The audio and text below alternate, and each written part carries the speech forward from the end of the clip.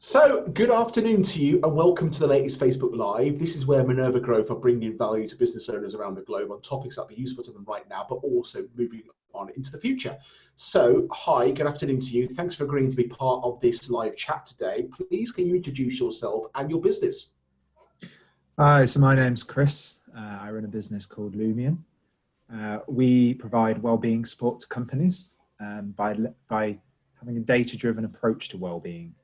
So we allow individuals to capture data around their own well-being, get a weekly well-being score, see the areas that make up their well-being, and then actually allow a company as well to receive some aggregated scores, which shows anonymous data from across the company about the well-being of the company, so they can choose to take actions as they see fit. That's really amazing. That's a great way to start. I've got so many questions going through my head now about that. So, how did this all start? What's your background? So I'm a researcher by background. So I started at actually going to do a PhD at Warwick University, having done a degree in computer science. And that gave me a lot of focus around healthcare. I worked as a PhD student, as a postdoctoral researcher for quite a while, did a lot of projects with the NHS, with other universities. They were a lot of physiotherapy and occupational health projects. To do with stroke patients, using a Microsoft Kinect camera from the Xbox to track stroke patients' movements, tracked respiratory motions in children with cystic fibrosis, dealt with patients with breast cancer care, so all these different areas. But one of the things I always found was, because the way grant funding works in universities, you were constantly getting projects started, building them up, and then having to stop them and move to the next project. And so what I really wanted to do was have the capability of being able to carry on with those projects. And at the time, then I met Ben, who was doing a lot of web-based projects, digital projects. He's an illustrator by background, but wanted to do something a bit more meaningful. And so we said, well, actually, if we combine together, we can really produce something here that's beneficial to the world. And we set up with that aim of being able to carry on with these evidence-based projects that had the kind of NHS links, the university links, and allowed us to carry them on. So we then spent about 4 or 5 years doing those.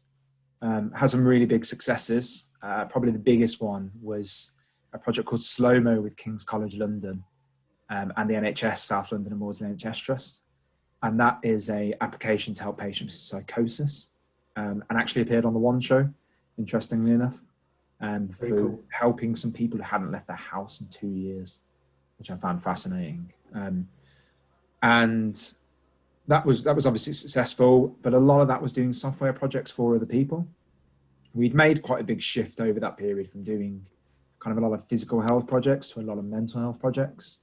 And we now wanted to develop our own products and have that around the mental health software element that we'd learnt during that time doing the software project with the universities and with the NHS trusts, which is where the idea of Lumien came from. And Lumien is taking that and applying that knowledge across into mental health and wellbeing within companies. So just a quick life story there. No. It's amazing. And my next question was going to be about why mental health and why well-being. That was going to be my next question, but you've touched on that there. So it's obviously going to be massively topical right now for businesses about employee well-being. You know, lockdown. We're starting to come out of some sort of lockdown now, but obviously this whole changing life we've had, the whole world's changed upside down. That's going to be quite stressful. I can imagine, and I've seen various reports about it, but surely it's going to have an impact on people's well-being and mental health, isn't it? Absolutely. So we, over the lockdown period, have been capturing data from about 200 remote workers at the moment, 250. What we found is some interesting stats around stress levels have slowly risen throughout the period, but anxiety levels have stayed kind of the same. So when we talk about stress and anxiety, the easiest way to think about it is stress being associated with the past and anxiety being associated with the future. So your stress is your worry about a meeting that's happened that day, but your anxiety is worry about, am I going to have a job in 6 months? We've seen anxiety relatively stay the same. People maybe have heightened anxiety more than normal, but stress levels have risen during the period. People are starting to become aware that they may be back to work, thinking about how they're going to handle office, how they're going to handle remote working, schools not going back, bits like this, so various areas. Interestingly, distraction immediately went up. So people felt very distracted at the start of the lockdown period, but that's come slowly down over the period. And this has a big effect on mental health, distraction. So being able to go about what you want to achieve in your day. And distraction has got slowly better. So people are finding ways of coping with working at home and finding the new normal. Yeah, that's really interesting. And yeah, it's definitely showing in statistics. Interestingly, lifestyle dropped quite heavily at the start of the lockdown period, people's general day-to-day lifestyle, but has gradually actually got better during the period. And there's quite a sharp incline in terms of people seeing that their lifestyle is improving, which has been really interesting. The interesting bit for us is now, which we're working on, is obviously people coming out of this period are going to go through a lot of change. And I always find it interesting that if I take a couple of statistics, so in 2014, the average lost productivity days per year per employee were 24 days due to mental health and wellbeing issues. That by 2018 had risen to an average of 38 days. So if businesses believe this is something that's just there in the background that they can sort later, it's not. It's an increasing problem. You're losing productivity. Your staff aren't well at work. But you can't force your staff to be well, and particularly during this period, you can't just distribute things and expect people to be well. People have to be empowered to be well. They have to understand their own well-being, understand what's going on, and then at the same time have the company understand what's going on and have them understand what's going on with their workforce and how they can offer changes that people who understand their own well-being can select from. And I think it's going to be really interesting for companies to get on board with that during this period and be able to see where they can improve in their company well-being, and also be able to offer those solutions to the individuals and actually know what's going on across their workforce. It's massively interesting, and I'm pretty sure you're probably one of a very small number of organisations actually tracking this as well. And I think, as you're saying, then the difference in the numbers of stress and mental health and well-being that's affecting people's performance. What the heck is 2020 going to look like in a year or two's time? Looking back and reflecting on this year, I mean, I would have thought that number's going to keep increasing with people, and as you say, as we start to return back to offices opening up and workplaces opening up, those anxiety levels are going to start increasing again. So, it's going to be very, very interesting tracking all that and see the changes. Yeah, and I think in the new normal as well, we're obviously going to have a lot more remote working.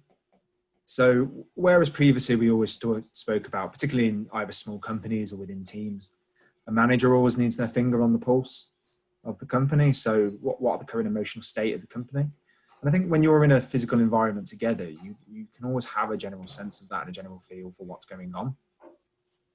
However, that's changing quite rapidly now. People are on Zoom or, working remotely. You can't necessarily get that same sense, that same feel. You don't detect as much body language.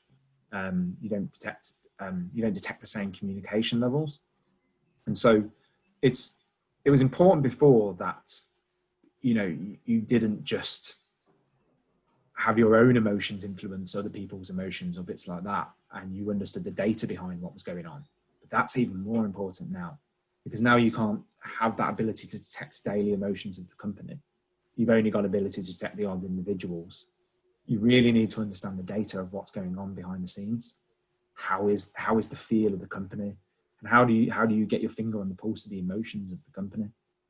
The power of the information you are building is just absolutely ginormous. It's so, so valuable. And the difference, well, my next question was going to be around what's the impact? What do you see as the impact on businesses? You've talked about number of days on average per person, which is it's quite a shocking number, but obviously it's going to be a financial impact on a business. Anything else? Oh, massively. So, I mean, we when we distribute our reports, we actually break down the productivity loss in the company. So we break that as overall productivity. We break it down as productivity by teams and different areas, and then break that down into the subsections. So it may be that, for instance, your sales team is struggling with sleep, or your marketing team is struggling with diet. And so, interestingly, once you begin to break that down, you can see the changes in productivity and then be able to see how that aligns to general monetary loss across the company. So we actually begin to take average salaries and calculate what the lost salaries are within that company, so we can actually demonstrate that data. And we know that it's usually thousands of pounds. It breaks down, it's quite heavy. So if you figure out that you're losing 20% productivity, you're never fully going to recover that 20% productivity, because no one could be 100% productive all the time. Of course. But to be able to gain 1 or 2% additional productivity is massive. And the amounts we see it costing companies is incredible. If people, it's always interesting to me that people believe that productivity is an issue. The UK is quite poorly performing in terms of productivity in particular. It falls behind Germany, it falls behind Italy, all these places. And yet we don't link that to individuals' emotions. So no matter what process you have in place to improve productivity, no matter what traceability system you have in place, if someone turns up to work and they're distracted by something going on outside of work, they will not be productive. And the best thing they can be doing at this point is to take a break or to take time out and allow their productivity to increase. So how do we know how to do that? And I think that's really important, that companies can really save a lot of money in this area, as well as looking after their staff. And I think that's really important. So yeah, I think the issue is right on topic right now, but also I would imagine that majority of businesses just aren't looking at this or taking it seriously as yet. And if they're not today, then they will be very, very short in the near future, without any shadow of doubt. This topic's going to get bigger and bigger. What types of businesses are you aiming this at? Is there any particular sectors that you're looking for, or does it go across all? I mean, it goes across all sectors. Generally, we get kind of two ends of the spectrum. On one end, we tend to get companies who are very interested in the productivity of their workforce. So these tend to be your areas such as your legal firms, your retail sector, call centres, bits like this, where it's very heavily traced in terms of hourly output. And this is a way of helping their staff, providing support while also helping to increase productivity at the same time. Whereas at the other end of the spectrum, we tend to get companies such as your games companies, your design companies, who creativity is so big to them that they have to maintain the cultural aspects of their workforce. So this really helps to keep a finger on the pulse of the cultural side of things, so they can keep the creativity flowing. But across the board, there's elements of that fall into different types of companies.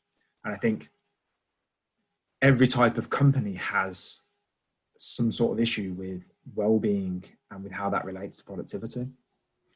So I completely agree. Board. Yeah, absolutely. I think it's huge. And I think, as you say, I've seen stats you put out before about productivity in the UK and how poor we are against, Germany and all these other nations out there. And it's just, as you say, it's absolutely right. There's no correlation put between the two, and it's just absolutely crazy. So we've touched on lockdown, or I've touched on lockdown and COVID-19 a few times in the conversation already. So how has that impacted you as a business? It's been an interesting period. I mean, when the COVID stuff first happened, I mean, you sort of have this little panic, as I suppose everybody did. Oh my God, what's going to happen? How is this changing? But it took a week or two to settle down, and then once we did, we simply came to the realization that actually, this is a very difficult period for a lot of workforces, and the world's going to change. And it took us 2-3 weeks sort of settle in and get a view of what the new normal was going to be. We actually have an individual reporting tool. So when an individual completes some questions around their kind of well-being, they get a report back immediately around their own well-being. And we switched about our roadmap a little bit and actually brought some of that advanced reporting forwards to suit this period. And what it's meant is the product is actually now heavily suited to coming out of this lockdown period, because it works for tracking that mental health state and that well-being state of remote workers. And we've set that up, we've switched and set that up very fast. But what it means is now, because of that, and because of it being so aligned to remote workers, we're getting a lot of people coming and contacting us saying, you know, we want to keep on top of this, but we don't know how to keep on top of this, and we don't know what solutions are out there. And obviously we know ourselves as one of the only solutions that provides this. And so I think we're seeing a massive rise in terms of interest all of a sudden because of this, and people are thinking about their workforces coming back online, and with all the changes going on, how is that going to work? How is that going to happen? Is it going to be effective? And this is a way of monitoring all of that. 100%. I think the timing is absolutely right now for the product. It's never been needed more by businesses, individuals, so they can track their own, they can understand what's going on in their own well-being, mental health, but also from a business point of view, they can see where they need to put some resources in. And if businesses truly care about their workforce and want to support them as well, then it's a tool they can't afford not to operate without, can they? So where do you see what's next for the business? We are growing out the technology quite a bit at the moment. So there's a few things coming up in the roadmap at the moment.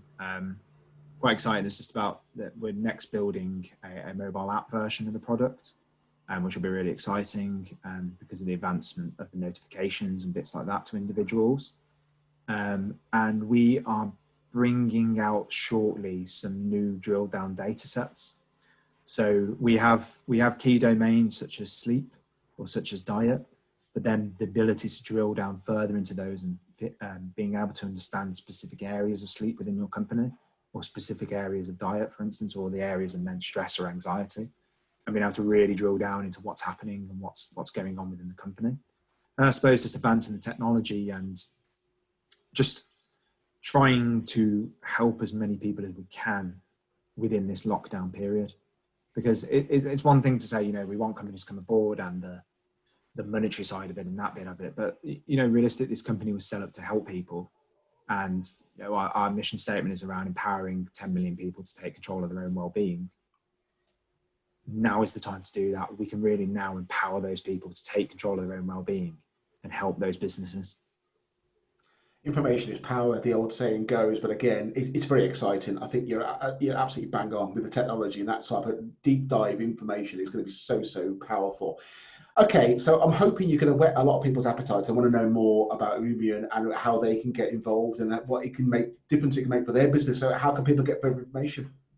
What's the next step? Yeah, so the best bit is just to head to the website, to lumien.co.uk. I'd advise that if you head to lumien.co.uk/personal, then you can get access to the individual reporting tool for free. So it's a sort of dumbed down version of it where you get limited data sets and limited content, but you can get access and get a feel for how the platform functions. So you can track your own well-being during this period and to a basic level, see what's happening with it, get a feel for the products. And then if you have a go on it, if you like it, you can then contact us about the business version on the website, and then we can be in touch about how to get that for your employees. Amazing. I'll also share the URLs in the video, and I'll put it on. The Facebook live stream's failed again. It's me. But I'll put it onto the recording on here so everyone can see it. So they've got next steps as well, because I think absolutely it's never been more critical for businesses, and that type of information. If you've got 10 employees or 1,000 employees, it's so ridiculously valuable for you. That's amazing. Really appreciate your time, Chris. Thank you for joining us today with this. Thanks for sharing the information out there. It's a very exciting product, and I can highly recommend more people need to go and have a look at it and get involved. Brilliant. Thanks for your time as well. Not a problem at all. Thank you.